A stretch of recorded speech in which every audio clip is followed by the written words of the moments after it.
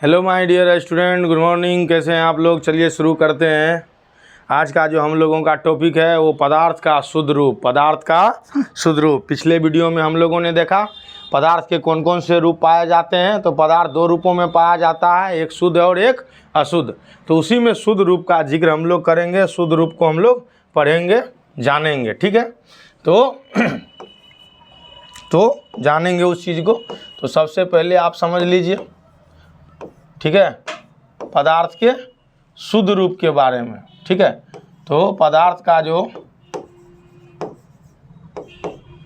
शुद्ध रूप है, ठीक है, उस चीज़ के बारे में आज का चर्चा है। तो पदार्थ का जो शुद्ध रूप है वो दो है।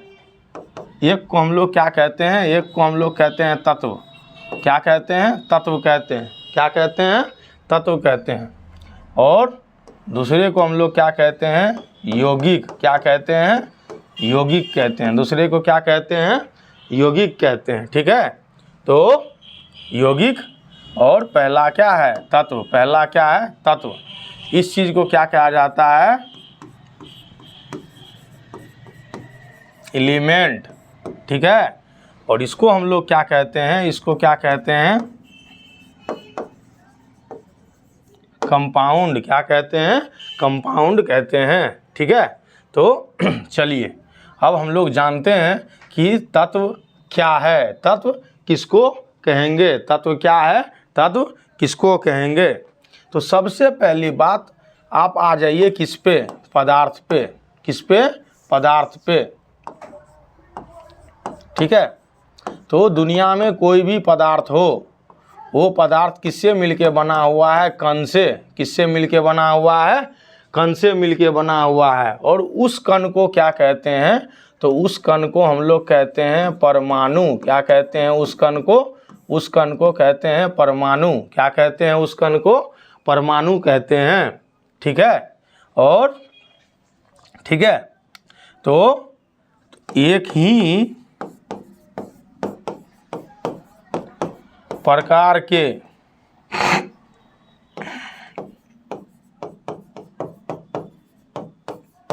परमाणुओं से मिलकर बनने वाला पदार्थ को ही क्या कहते हैं? तत्व कहते हैं। क्या कहते हैं? तत्व कहते हैं। कहते हैं। ठीक है, तो एक ही प्रकार के परमाणुओं से मिलकर बनने वाला पदार्थ को क्या कहते हैं? तत्व कहते हैं। क्या कहते हैं? तत्व कहते हैं। तत्व कहते हैं। ठीक है, अब ये परमाणु क्या है? तो दुनिया में जितने सारे पदार्थ हैं, उन पदार्थ को बनाने वाला जो सबसे छोटा कण है, उस सबसे छोटा कण, उस सूक्ष्म कण को क्या कहते हैं? परमाणु कहते हैं। उस सूक्ष्म कण को क्या कहते हैं? परमाणु कहते हैं। और इसी को इंग्लिश में क्या कहा जाता है? एटम कहा जाता है। क्या कहा जाता है? एटम कहा जाता है। ठीक है, समझ गए इस चीज़ को? आगे वाला जो चैप्टर है उसमें हम लोग पढ़ेंगे। ठीक है, परमाणु, अणु और आयन और उसकी संरचना, तब इस चीज़ को बहुत अच्छे तरीके से जानेंगे। यहाँ मोटा मोटी हम लोग तत्व, यौगिक, इन सब चीज़ों का जिक्र करेंगे। तो एक ही प्रकार के, ठीक है, एक ही प्रकार के परमाणुओं से मिलकर बनने वाला पदार्थ को ही क्या कहते हैं? तत्व कहते हैं। क्या कहते हैं? तत्व कहते हैं। ठीक है, इसको थोड़ा सा छोटा कर लेते हैं ताकि आपको कोई समस्या ना हो, और ऊपर कर देते हैं। और थोड़ा सा हम लोग जैसे आप देखिए बहुत सारे ऐसे तत्व हैं। ठीक है, हाइड्रोजन है, ऑक्सीजन है, नाइट्रोजन है, ठीक है, सोडियम है, क्लोरीन है। ये सभी के सभी क्या हैं? तत्व हैं। नाम अगर ऐसे अगर देखोगे तो AU है, AG है, AL है। ये सभी के सभी क्या हैं? ये सभी के सभी तत्व हैं। ये सभी के सभी क्या हैं? तत्व हैं। और ये एक ही प्रकार के परमाणु से मिलके बने हुए हैं, इसमें दूसरा कोई और परमाणु नहीं है। एक ही प्रकार का मतलब है कि सिर्फ और सिर्फ एक ही प्रकार, उसकी संख्या लाखों करोड़ों अरबों खरबों में हो सकती है, लेकिन प्रकार एक ही होगा। ये नहीं कि 4 कण इसमें जो है सोडियम में किसका है, सोडियम का है, और इसमें जो है फिर बचा हुआ कण जो है वो नाइट्रोजन का है, ऐसी बात नहीं है। अगर सोडियम एक तत्व है तो इस सोडियम तत्व में जितने भी कण होगा वो सारा का सारा कण किसका होगा, वो सारा का सारा कण किसका होगा, तो सोडियम का ही होगा, और वो सोडियम परमाणु ही होगा। ठीक है, इस चीज़ को ध्यान में रखिए। तो 100% जो इस दुनिया में प्योर सब्सटेंस है वो सब्सटेंस क्या है, वो तत्व है। वो क्या है, तत्व है। ठीक है, एलिमेंट है। ठीक है कोई दिक्कत नहीं। चलिए अब ठीक है, इस चीज़ को आगे करते हैं, इस चीज़ को आगे बढ़ाते हैं, फिर हम लोग दूसरे नंबर पे आएंगे। पहले नंबर को सलटाइए अच्छे से, फिर हम लोग दूसरे नंबर पे आएंगे, कोई दिक्कत नहीं है। ठीक ना। ये तत्व भी बटा हुआ है, तत्व भी अलग अलग रूपों में बटा हुआ है। ठीक है, तो पहला, दूसरा और तीसरा। पहला जो तत्व है गुण के आधार पे है। ये किसके आधार पे है, ये गुण के आधार पे है। जैसा गुण है वैसा ही इसका वर्गीकरण है। तो पहला क्या है, जो पहला है उसको क्या कहते हैं, तो उसको कहते हैं धातु। क्या कहते हैं, धातु। उसको क्या कहते हैं, मेटल। ठीक है, उसके बाद क्या है,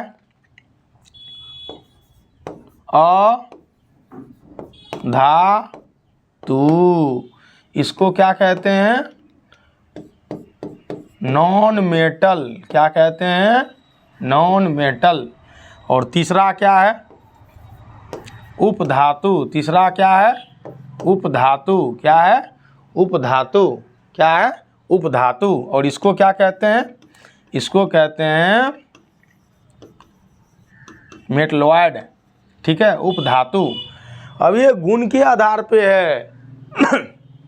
ठीक है, जिसमें ठोस का गुण है, जिसमें तन्यता का गुण है, आघातवर्धता का गुण है, सुचालक है, वो विद्युत का भी, उष्मा का भी, उसमें चमक है, उसमें जो है ध्वनि है, उन सभी तत्वों को धातु के श्रेणी में रखा गया है। और जिसमें ये कुछ नहीं है उन सबों को अधातु में रखा गया है, और जिसमें थोड़ा थोड़ा है उसको उपधातु में रखा गया है। समझ गए। तो इस तरह से ये 3 श्रेणी है, 3 श्रेणी है। आप देखते हैं, कभी आप एल्युमिनियम का बर्तन लेके आइए मार्केट से, उसका चमक देखिए, और कभी आप चकला बेलना खरीद के ले आइए मार्केट से, उसका चमक देखिए। आप चकला को पीटिए और आप जो है एक थाली को पीटिए, आवाज़ सुनिए दोनों में किसका है। आज तक किसी स्कूल में आप घंटी नहीं देखे होंगे कि घंटी जो बनी हुई है वो घंटी जो है लकड़ी का लगा हुआ है, या मान के चलिए कोई और उस तरह का पदार्थ है, पत्थर उसका लगा हुआ है। वो घंटी जब भी जहाँ भी आप देखे होंगे तो धातु की ही लगी होगी, चाहे वो रेल की पटरी हो, चाहे वो तांबा का जो है डिश है, इस तरह से पकड़ के ऐसे मारने वाला। ठीक ना। तो इस तरह से आप सोचिए, समझिए, इन सब चीज़ों को देखिए। ठीक है, उपधातु की बात करते हैं। आपके हमारे जितने भी लोग हैं उन सबों के घर में जो डिवाइस इस्तेमाल होती है, इलेक्ट्रॉनिक्स डिवाइस, उस इलेक्ट्रॉनिक्स डिवाइस के अंदर जो किट बना होता है, वो किट किस चीज़ का होता है, वो किट सिलिकॉन का होता है। किस चीज़ का होता है, सिलिकॉन का होता है। ठीक है, और जितने भी तरह के सोलर पैनल है, वो जो छतरी है उसका जो प्लेट देखते हैं वो भी सिलिकॉन का बना होता है। तो ये सब चीज़ को आप समझिए, अपने दैनिक जीवन से देखिए, पढ़िए बुक को। ये वीडियो जो है ऐसे नहीं है कि जो लोग काम काज कर रहे हैं उनको समझ में नहीं आएगा, या जो जूनियर बच्चे हैं उनको समझ में नहीं आएगा। सबको समझ में आएगा, लेकिन काम किसको आएगा, 9th वाले को, ताकि वो अच्छे से 10th में 11th में साइंस को पढ़े, जाने, बुझे। ठीक है, समझ गए। तो ये जो भाग आप देख रहे हैं, ये जो भाग आप देख रहे हैं इस साइड का, ये किसका है, तो ये यहाँ से यहाँ तक का भाग जो है ये किसका है? ये तत्व का अपना फैमिली है। ये किसका है? ये तत्व का अपना फैमिली है। ठीक ना? ये जो घेर दिए हैं ये बादल के जैसे, ये किसका है? ये कहानी या ये फैमिली जो है अभी तक जो हम आपको सुनाए, ये किसका फैमिली है? तो ये तत्व का फैमिली है। किसका फैमिली है? तत्व का फैमिली है ना? उसके बाद जो बचा, उसके बाद जो आप ये देख रहे हैं ये क्या है? ये यौगिक है। ये यौगिक है। ठीक है, समझ गए? ये क्या है? यौगिक है ना? तो यौगिक कैसे बनता है? अब यौगिक को हम लोग जानेंगे। ठीक है, तो यौगिक जो है तत्व के जो परमाणु है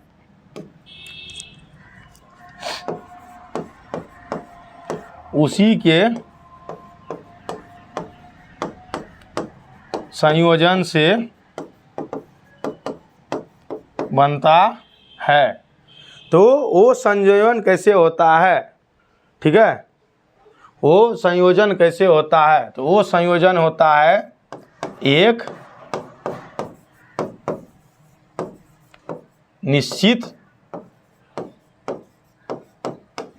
अनुपात से। वो संयोजन होता है एक निश्चित अनुपात से। तो परमाणुओं के बीच, दैट मीन्स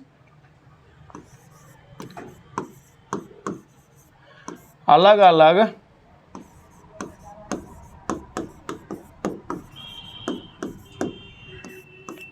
परमाणुओं के बीच, ठीक है, जब एक निश्चित अनुपात का क्या हो, संयोजन हो, तब जाके किसका निर्माण होगा? तब जाके यौगिक का निर्माण होगा, यौगिक बनेगा। समझ गए? क्या बनेगा? यौगिक बनेगा। अब ये यौगिक कैसे बनेगा? ये यौगिक कैसे बनेगा? ठीक है, जैसे मान के चलिए ये क्या है? हाइड्रोजन है।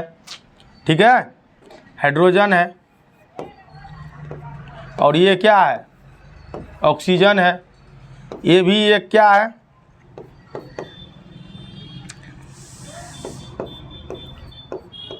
तत्व है। और ये भी एक क्या है? तत्व है। और ये दोनों जो है अपने एक्चुअल फॉर्म में है।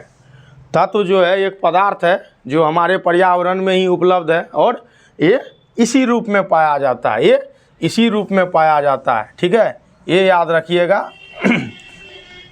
पर्यावरण में कोई भी पदार्थ इकाई के रूप में नहीं पाया जाता है, परमाणु के रूप में नहीं पाया जाता है। वो हमेशा अपने जो वास्तविक मूल फॉर्म है पदार्थ, उसके फॉर्म में पाया जाता है, चाहे वो धातु रहे, अधातु रहे, चाहे उपधातु रहे। लेकिन जब क्रिया होती है, अभिक्रिया होती है, तो ये अपने परमाणु वाले रूप में, अणु वाले रूप में आते हैं। यहाँ जो आप देख रहे हैं ये H2, ये एक अणु है। ये O2, ये भी एक अणु है। अब ये दोनों अणु के परमाणु क्या कर रहे हैं? आपस में मिल रहे हैं, आपस में मिल रहे हैं। जब ये आपस में मिलेंगे तब इससे क्या बनेगा? इससे बनेगा H2O। क्या बनेगा? H2O बनेगा। तो यहाँ देखिए अलग अलग प्रकार के परमाणुओं के बीच एक निश्चित अनुपात का संयोजन हो रहा है। एक निश्चित अनुपात का संयोजन हो रहा है। एक निश्चित अनुपात का संयोजन का मतलब यही है। ठीक है, क्या है कि दो हाइड्रोजन जब जुड़ेगा किससे? एक ऑक्सीजन से, एक ऑक्सीजन से, तो तब अनुपात क्या हो जाएगा? 2:1 हो जाएगा, जो कि क्या है? निश्चित अनुपात है। और इससे ही किसका निर्माण होगा? जल का निर्माण होगा। किसका निर्माण होगा? जल का निर्माण होगा। इसको थोड़ा सा छोटा कर देते हैं ताकि आप अच्छे से देखिए, और 4 उदाहरण इस पर हम अभी लगाएंगे। ठीक है, उनको समझिए। ठीक है, तो अलग अलग तत्व का परमाणु होगा, देख लीजिए। हाइड्रोजन एक तत्व है उसका परमाणु ले लिए, ऑक्सीजन एक तत्व है उसका परमाणु ले लिए, दोनों को एक निश्चित अनुपात में क्या किए, संयोजित कर दिए, मिला दिए, और हमारा जो है एक यौगिक बन के तैयार है। जल एक यौगिक है। ठीक है, समझ गए? तो इस चीज़ को आप देख लीजिए, समझ लीजिए, समझ गए? अब दूसरा, इसी का दूसरा उदाहरण लीजिए। सोडियम, सोडियम क्या है? तो सोडियम एक क्या है, तत्व है, और दूसरा तत्व क्या है, क्लोरीन। ठीक है, दूसरा तत्व क्या है, क्लोरीन है। तो सोडियम और क्लोरीन जब मिला तो क्या बनाया, NaCl बना लिया। ठीक है, NaCl बना लिया, और ये NaCl क्या है, तो ये NaCl एक यौगिक है। क्या है, एक यौगिक है, क्योंकि ये भी एक निश्चित अनुपात में मिलने से बना है। तो जब पदार्थ के, तत्वों के, परमाणुओं के, कणों के बीच या खुद परमाणु के बीच एक निश्चित अनुपात में संयोजन हो, तब जाके क्या होगा, यौगिक का निर्माण होगा। तो दुनिया में जितनी सारी यौगिक बनी हुई है वो अलग अलग तत्वों के परमाणुओं से मिलके बनी है, लेकिन उसके बीच जो संयोजन है वो एक निश्चित अनुपात में है, जैसे तैसे मिला देने से नहीं है। इस चीज़ को क्या करना है, ध्यान में रखना है। इस चीज़ को क्या करना है, समझना है। आप जब समझेंगे तब ये चीज़ को और आगे मज़े से पढ़ पाएंगे। दूसरा क्या है, कार्बन डाइऑक्साइड। कार्बन डाइऑक्साइड, ठीक है, ये कार्बन है, एक अलग तरह का तत्व है, ऑक्सीजन एक अलग तरह का तत्व है, और इस दोनों के संयोग से क्या है, यहाँ पे बना हुआ है। क्या बना हुआ है, तो कार्बन डाइऑक्साइड बना हुआ है, जो ये क्या है, यौगिक है। जो ये क्या है, यौगिक है। तो हम लोगों ने तत्व को भी पढ़ा, हम लोगों ने यौगिक को भी जाना। यौगिक के अपने प्रकार हैं, उस चीज़ को हम लोग और आगे देखेंगे। यौगिक का भी अपना प्रकार है। यौगिक के प्रकार को अगर आप देखना चाहते हैं तो चलिए एक नए पेज को लेते हैं हम लोग। ठीक है, यौगिक का प्रकार को देख लीजिए, यौगिक के कितने प्रकार हैं। तो यौगिक के प्रकार, ठीक है, तो सबसे पहला जो है जैविक यौगिक है, जो जीवित प्राणियों में, जीवित पेड़ पौधों में, सूक्ष्म जीवों में पाया जाता है। दूसरा क्या है, कार्बनिक और अकार्बनिक। ठीक है, इस चीज़ को ध्यान में रखिए। उदाहरण के तौर पे यहाँ देख लीजिए, आपने नाम सुना होगा प्रोटीन का। ठीक है, आपने नाम सुना होगा वसा का। कार्बनिक जिसमें कार्बन हो, कार्बन डाइऑक्साइड, C6H12O6, ये सभी के सभी कार्बन वाले जो यौगिक हैं वो कार्बनिक यौगिक हैं। अकार्बनिक जिसमें कार्बन ना हो, जैसे H2O, NaCl, HCl, H2SO4, ये सभी के सभी क्या हैं, ये सभी के सभी अकार्बनिक हैं। क्या हैं, अकार्बनिक हैं। तो यौगिक का विभाजन इस तरह से हुआ है। जैविक यौगिक का मतलब है कि जीवित प्राणियों में जो यौगिक पदार्थ के रूप में पाए जाते हैं वो सभी के सभी। बाकी कार्बनिक, अकार्बनिक। कार्बनिक वो है जिसमें एक तत्व, एक परमाणु कार्बन का भी हो, वो सारे के सारे कार्बनिक हो गए। उसके डेरिवेटिव्स भी कार्बन के ही होते हैं। और जिसमें कार्बन ना हो वो सभी के सभी क्या हो गए, अकार्बनिक हो गए। क्या हो गए, अकार्बनिक हो गए। इसी चीज़ को विस्तार से हम लोग NCERT के माध्यम से पढ़ेंगे, जानेंगे। ठीक है, ये मैंने आपको खुद ही बताया ताकि कभी कभी खुद से भी लिखा हुआ, पढ़ा हुआ देखिए, सोचिए, समझिए। ठीक है, अगले दिन हम लोग चर्चा करेंगे जो अशुद्ध पदार्थ है उस पर, और अशुद्ध पदार्थ को हम लोग क्या कहते हैं, मिश्रण कहते हैं। ठीक है, तो चलिए हम लोग अगले वीडियो में मिलते हैं। तब तक के लिए नमस्कार, जय हिंद।